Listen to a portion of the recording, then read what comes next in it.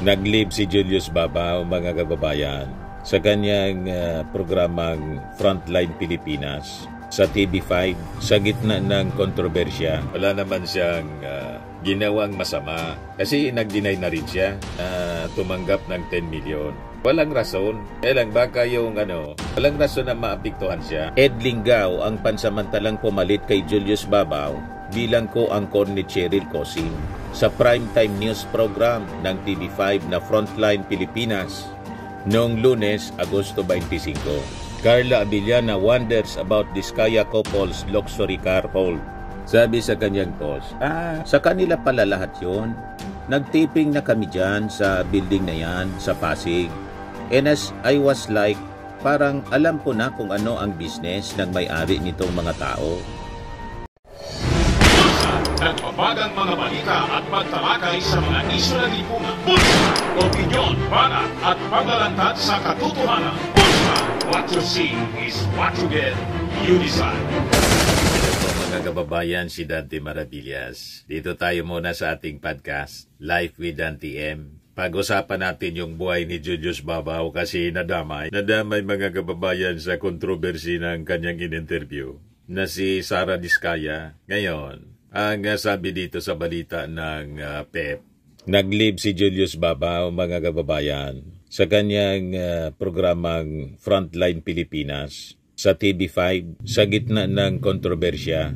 Ako tingin ko, binakasyonan muna ni Julius Babaw sa kanyang programa. Baka ayaw siyang tigilan ng mga bashers. Wala naman siyang ginawang masama. Kasi nag-deny na rin siya tumanggap ng 10 million. Walang rason. Kaya lang baka yung walang rason na maapektuhan siya. Kaya lang baka yung TV5 yung naapektuhan. Baka kinausap mga kababayan si Julius, magpahinga ka na muna niya. Bakasyonan mo muna. Kasi mainit, nadadamay pati yung TV5. Hindi malayo mga kababayan. Itong ating mga sinasabi, mga theories. Kasi siyempre, yung TV5, ipoprotect din nila yung kanilang credibility. Lalo't nasasangkot mga kababayan sa kontrobersi. Yung isa sa kanilang TV personality, magpalamig ka na muna niya. Di ba? Pag medyo malamig na, di balik ka uli. Ganon yan mga kababayan. Pero I think stable na rin po itong si Julius Babaw, pati si Christine Babaw. May sarili na rin silang hanap buhay. Doon pa lang po sa sa kanilang Julius Babaw. Yung YouTube channel niyang Julius Babaw Unplugged. Saka yung channel sa YouTube ni Christine Babaw. That will be more than enough para maitaguyod ang kanilang pang-araw-araw na gastusin, more than enough. Baka nga po, hindi pa mag 1/4 ang sweldo ni Julius Babaw sa TV5 kaysa sa nakukuha niya sa kanyang YouTube channel. Wala ka pang boss, di ba? Sarili mong desisyon. So, ibigay ko sa inyo mga kababayan itong kwento muna. Julius Babaw on leave sa primetime news program ng TV5. Sabi dyan, veteran broadcaster Julius Babaw wrote this caption on his Instagram post. Maraming salamat sa pagmamahal at pag-unawa ng mga tunay na kaibigan. Ngayon, alam ko na kung sino kayo. God bless you all. Patama yon mga kababayan sa mga kapwa niya journalist. Malamang mga dati niyang kasama sa ABS-CBN na imbes kampihan siya sa gitna ng kontrobersi, idinikdik pa siya. Idiniin. Ganun po talaga ang buhay sa mundo. Sa politika, sa showbiz, sa media, kahit saan. Kahit sa barangay, ganun po. Pag nasabit ka sa kontrobersi, sa mga iskandalo, yung mga akala mo, kaibigan mo, yun pala hindi. Di ba? Kasi po, yan ang natura ng tao. Yung iba yan naiinggit.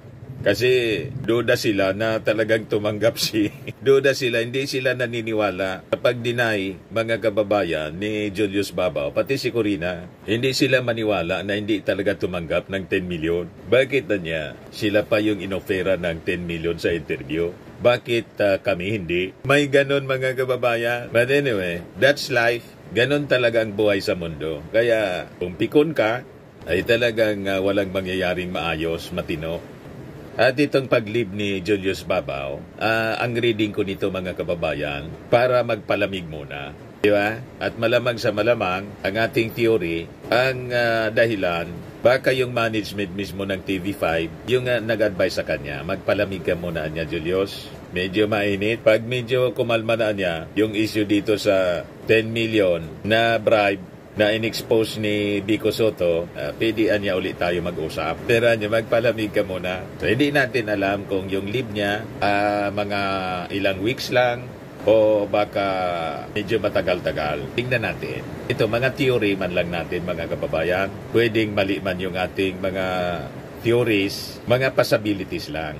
Based sa aking mga experiences, mga kababayan sa mainstream media, ganun talaga yan. Kasi galing ako sa mainstream media. Ang management po ng istasyon, inuuna man nila yung sarili nila, siyempre. Pag mabango ka, lagi kang nandyan sa prime time. Pero pag medyo mabaho ka na, parang politika din po. Huyo ka na sa kanila.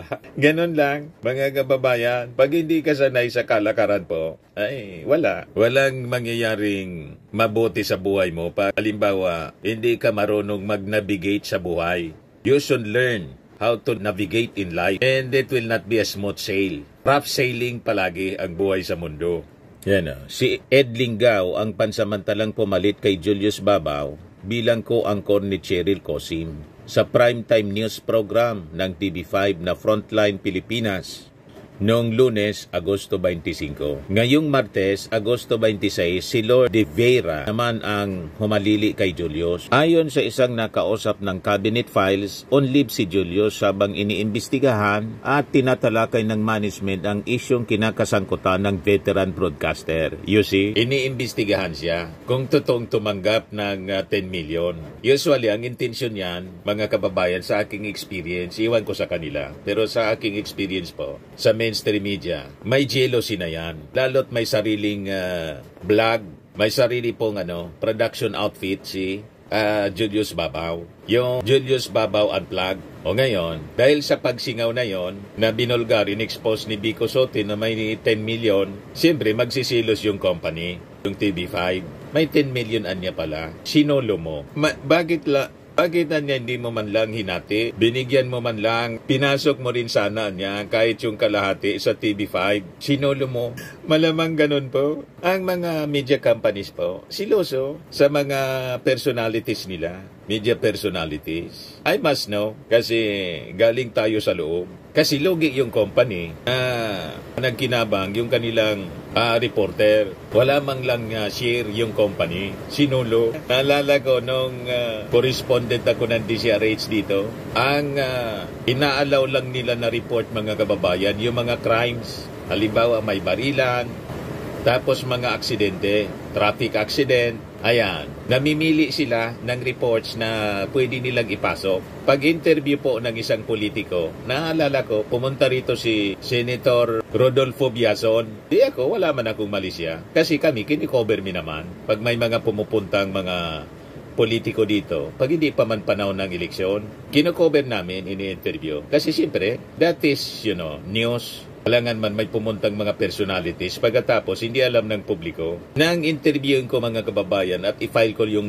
report, reject. Hindi na ako hindi na ako nagtanong. Alam ko na, iniisip nila, baka binigyan ako ni Senator Biazon ng kung ilang libo para interviewin. At i-report sa DCRH. So yun po, hindi na ako umulit na mag-interview pa ng politiko para mag-report sa DCRH. Lahat lang mga crimes, mga aksidente, yung masamang panahon, baha, pwede yan, walang problema. Kasi alam nila, walang lagay. Pero pag politiko, alam nila na nagbibigay. That's the usual kasi, mga kababayan, na alam nila. Sa totoo lang po, wala man talagang binigay si Senator Biazon kasi hindi pa man eleksyon. Hindi na ako nagpilit because that is the policy para hindi magamit yung istasyon. Malamang ganon dito sa sitwasyon, mga kababayan, ni Julius Babaw nang sumingaw yung 10 million na sabi bayad sa interview. Siguro naniniwala yung management na may binigayan niya. Sinolo mo lang. Sunog ngayon, mga kababayan, si Julius Babaw. Iniimbestigahan, habang iniimbestigahan at tinatalakay ng management ang isyong kinasasangkutan ng veteran broadcaster. Nadamay si Julius sa kontrobersyal na usapin tungkol sa contractors na sina Sara at Curly Diskaya dahil sa kanyang panayam sa mag-asawa para sa Unplugged YouTube channel niya noong September 2024. Nagsilos na po. Di niya, Mr. Maravillas, ang may advice mo kay Julius, mag-solo na lang siya para walang nakikialam kung anong direksyon niya sa buhay na gusto niya. Anyway, na-establish na rin niya yung kanyang pangalan. Hindi man siya nakilala sa TV5. Nakilala siya bilang Julius Babaw sa ABS-CBN. Ngayon, dahil po sa nagsara yung ABS-CBN, yung free TV nila, kinuha naman po ng TV5 si Julius Babaw. Baka nag-apply siya o usually pag mga kilalang tao na, halimbawa ako, dito sa amin, kilala ako, once lang po ako na nag-apply ng trabaho sa radyo. Noong ako nasa college pa, noong ako reporter. After na ako magtrabaho na sa radyo, hindi na ako ulit nag-apply. Hindi man po sa pagmamayabang sa inyo, pinag-aagawan ako rito ng mga media companies, mga radio stations. Pinapirate ako po para lumipat sa kanila kasi may mga followers na akong marami. Ganon talaga, parang showbiz. Di ba pag nusikat ka na artista, yung mga production company, tulad ng Viva Films, Star Cinema, kukunin kanila. May kontrata. Sa amin, ganon din po. Kasi siyempre, dahil sa yung personality, nakakakuha sila ng mas maraming listeners or kung sa television viewers. Ang programa na malaki ang viewership, maraming perang pumapasok in terms of commercial ads. So ganun yan po ang operation ng media. Pero pag palaos ka na, paparetirin ka na nila. O kung by kontra ka, tulad dyan sa Manila, yan ang practice mga kababayan. Kung yung unang pinirman mong kontrata, halimbawa, 5 years, wala ng renewal. Ganun lang yan. O dito, baka alin si Julius Babaw, tapos may mga provisions doon sa kanilang kontrata. Hindi ka niya pwedeng mag-solicit ng commercial na basta-basta outside of our company. Si Julius Babaw may sarili channel sa kanyang YouTube. Pinasok ni Julius sa kanyang channel, hindi po sa TV5. May 10 million pala. Yan ang nasa isip ng TV5 kasi in-expose mga kababayan ni Vico Soto. Nasunog si Julius ngayon. Di ba? Kaya minsan po, yan ang hindi maganda din sa may amo ka, may kakontrata ka. So possibly, ang choice ni Julius Babaw kasi kilala na rin siya, nag-establish na rin ang pangalan, mag-solo. Sila na lang ng kanyang asawa, si Christine Babaw, may sariling channel din yon. Kayang-kaya na nila. Kaya lang siguro, naisip ni Julius, tanggapin ko na niya yung offer muna ng TV5 kasi additional mileage din para sa kanya, yung mainstream media. Pero ngayon po, wala na. Ako nga po, hindi na ako nag-iisip ng magbalik pa sa mainstream media kasi dagdag trabaho ko lang. Nagagawa man natin yung dati nating ginagawa sa mainstream media, nagagawa natin dito. Sarili ko pa. Walang nagdidikta sa atin, walang sumisilip. Sumisilip sila para manood. Yung mga estasyon kung saan ako nagtrabaho dati, nanonood sila sa akin. Pero yung silipin, yung buhay ko, wala silang paki. Kasabi dito sa balita, ang pagkakadawit ng pangalan ni Julius sa nabanggit na usapin ang sinasabing dahilan kaya nagpapahinga muna siya bilang angkor ng Frontline Pilipinas. Karaniwan itong ginagawa ng News and Public Affairs Department ng lahat ng major television network para mapanatili nilang kredibilidad kapag may mga tauhan silang nasasangkot sa mga kontrobersya. Pahinga muna. And later on, malamang kung positive na talagang tumanggap si Julius at hindi niya ipinasok, sinarili niya sa kanyang channel, conflict of interest na siya. Malamang i-terminate yung kontrata at tuluyan ng mawala sa TV5 si Julius Babaw. Ganun lang yan. At tingin ko naman, mabubuhay si Julius ng sarili niya ngayon with the presence ng social media. Mas na pinapanood na ngayon mga kababayan yung mga social media vloggers. Mas sumisikat na kaysa sa mainstream. Hindi na uso yung mainstream. Di ba? Sa eksklusibong panayam ng cabinet files kay Julius noong Agosto 21, taasan niyang itinanggi ang mga hakaakang tumanggap siya ng 10 million pesos kapalit ng panayam niya sa Diskaya Couple. Ikaw, Anya, Mr. Maravillas, ano yung tingin mo?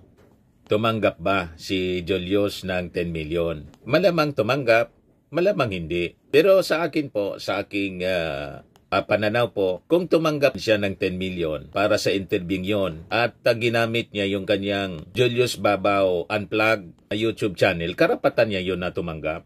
Kasi pinopromote niya yung tao na tatakbo sa isang posisyon bilang mayor ng Pasig. So karapatan niya yun na tumanggap o hindi tumanggap. Walang pakidon yung kung sinong tao. Kasi, buhay niya yun. Di ba? At ang masama, kung nag-extort, nangutong si Julius, nag-offer po yon voluntary. Siguro ganun ang presyo ng pagkatao ni, sa tingin ni Diskaya. At saka multi-billionaire naman po si Diskaya. Di ba? Si Diskaya nangailangan ng isang PR man na magpo-promote sa kanyang pangalan. Nakita niya si Julius na pwedeng mag-interview sa kanya. So, kung halimbawa, nayaran yung interview, discretion yun ni Julius kung tatanggapin niya o hindi yung bayad sa kanyang efforts na mag-interview. Kasi si Julius Babaw po, celebrity. Di ba? Nakita yung mga interview ng mga celebrity, halimbawa kay Boy Abunda, kay sino yon yung isa? Tony Gonzaga,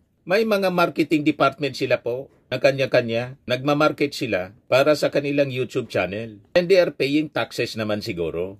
Operating as business. Ang gamit nilang platform, imbes yung free TV tulad ng TV5, uso na ngayon po yung social media. Social media yung gamit na platform. Kaya na pag-interview po sa isang kliyente with contract na bayad, importante, hindi mo dinadaya yung bayad sa'yo, declared mo rin sa gobyerno as income para may share yung gobyerno sa taxes. So you are operating a legit business. Ganun lang po. At tingin ko po, ang channel sa YouTube ni Julius Babaw, rehistrado po sa DTI at sa BIR. So walang problema doon. At discretion niya kung ang kanyang interview, libre o may bayad. Kahit itanong po ninyo sa mga taga-media sa Maynila, ganun po. And in fact, that is a policy. Only that, sarili niya ngayon sa Unplug. Dati nasa ABS-CBN siya at ngayon nasa TV5. Ngayon, kung ang interview, pinalabas linya sa TV5, hindi naman siguro po papayag yung TV5 na walang bayad sa kanila. Di ba pa? Hindi yun papayag kasi nag-operate din sila ng TV station. Nagbabayad sila sa kuryente, lahat-lahat, sweldo ng mga empleyado, and syempre yung kita nila. Ang tawag niyan mga kababayan, political ads. At kahit itong mga politiko, alam nila yan. Kahit si Vico Soto, alam niya yan. Nagkataon lang mga kababayan na si Diskaya, kalaban niya. Kaya lumaki yung controversy. Pero pag election po, o kahit hindi pa kampanya, palapit ang eleksyon, that is the usual practice. Sinasabi ko po sa inyo kasi experience namin sa mainstream media. Dati, a year before, the actual election po, nagpa-planning na kami. Nagmi-meeting kami sa mainstream. Tapos nagsiset na kami ng policy. Sasabihin ng management, I must know kasi manager po ako. Yan ang order ng may-ari ng company. O simula ngayon, kasi political season na, bawal na yung interview sa mga politiko. Kasi gagamitin ka lang yan para makilala sila. Tapos magbibigay yan ng 1,000, 2,000, 5,000, 10,000, depende sa kung sinong politiko ang nagbibigay. Usually, mga contractor siyang nagbibigay na may hawak sa politiko. Na later on, yung mga kontrata, mga kababayan, kino-corner ng mga kontraktor kasi sila yung gumasto sa politiko. So, kinikwento ko sa inyo ang reality sa mainstream media. So, kami, siyempre, nag-iingat kami na basta mag-interview. Kasi pagdududaan ka talaga ng management na tumanggap ka, dapat lahat ng interview may kontrata na yan. Yan ang katotohanan yan. Then, pagkalipas ng eleksyon, pwede mo nang interviewin ng libre. Kasi ang media mileage mga kababayan, talagang binabayaran yan. Kahit hindi politiko, kahit yung mga malls na nagpapa-advertise, in-interview, may narinig kayo sa TV, in-interview SM, in-interview kung anong mga companies, hindi man yan po i-interviewin kung walang bayad. Kasi ang media mileage, para maintindihan po ninyo, yan mismo ang negosyo ng mainstream media. Yung ipakilala kung sino yung tao, ipakilala kung ano yung produkto. Ang treatment niyan, parihas ng naririnig ninyong mga commercial ads tulad ng Jollibee, McDo, may bayad yan. 15 seconds, 30 seconds, that's the usual length ng commercial. Pero sa mga interviews po, may 5-minute interview, may 10 minutes, may 30 minutes. Ang iba nga po na mga politiko, mayayaman, bumibili sila ng mga slots. Nakita ninyo si Amy Marcos? May programa sa DCRH noon. Iwan ko ngayon kung mayroon ba. Hindi man po yan libre. Paid broadcast yan. Sinasabi ko na sa inyo para masanay na kayo. Kasi yan po ang hanap buhay ng media. At yung mga bumibili po ng media mileage, ang tawag dyan na ay explain ko na sa inyo. Media buyer. Kaya wag naman po sana na kondinahin ninyo si Julius Babaw. Naghanap buhay lang po yung tao. Kaysa naman mag-interview siya, mga kababayan, pagkatapos libre. Ginamit lang siya ni Diskaya niyan. Kasi hindi tumanggap, mga kababayan, si Julius Babaw ng bayad sa kanyang pag-interview kay Diskaya, tuloy ang kanyang flood control projects. Nagets na ninyo? Ganon din sa mga politiko. Mapa congressman, mayor, senador, gobernador, vice-presidente, presidente. Tumanggap ka, hindi ka tumanggap ng bayad sa interview sa kanila, kung kurap yan, mangungurap ma rin yan. Tama? Pag kurap ang politiko, kahit libreng interview, mangungurap pa rin yan. Yan ang dapat nating maintindihan.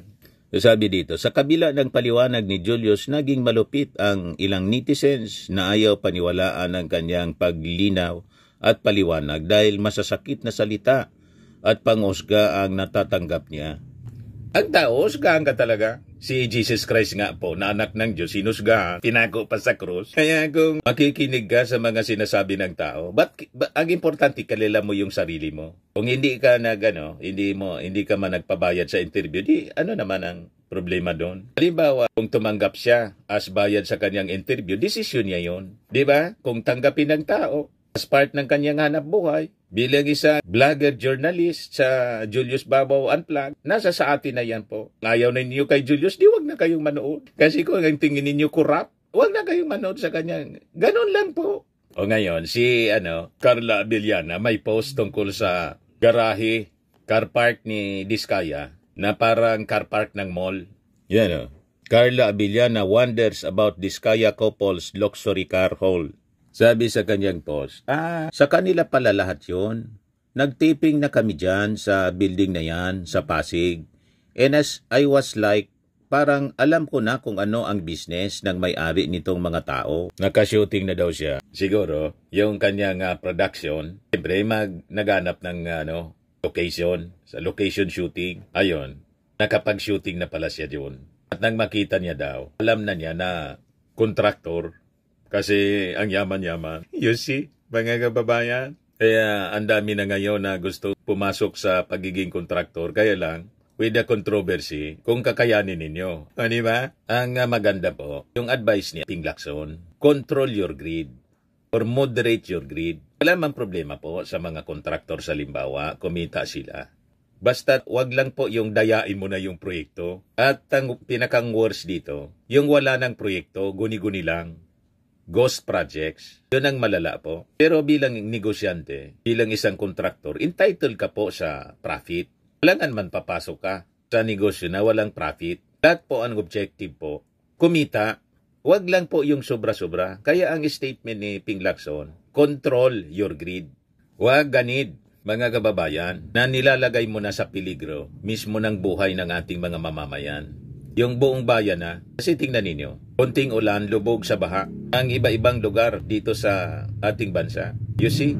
O ngayon, sabi dito sa isa pang balita ng PEP, Sara at Curly Diskaya, minumulto ng pagpapakita nila ng yaman. Yan ang lesson yan. Hinabol na po ng BIR, pati ng Bureau of Customs. At sabi ng Customs, ang estimate nila, 1 billion po halaga ng mga luxury cars lang ni Sara Diskaya. Talagang nakakalula po. Nag-backfire po sa kanya lahat. Kaya, luxury car ng mga Diskaya aabot sa 1 billion, sabi ng BOC. Be humble kasi.